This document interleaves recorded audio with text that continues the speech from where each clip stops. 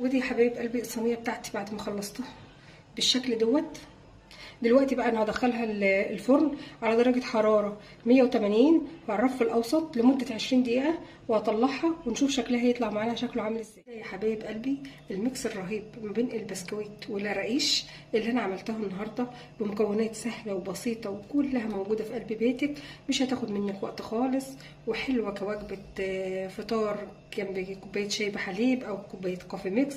حلوه تحطها لابنك في اللانش بوكس معاه الصبح وهو رايح المدرسه بصراحه يعني. والكميه ما شاء الله من حاجه بسيطه جدا، مكونات بسيطه طلعت لي كميه كبيره ما شاء الله. وده ما شاء الله ما شاء الله يعني عايزه اوريكم قد ايه هي مستويه وناشفه وجميله، والشكل بتاعها ما شاء الله.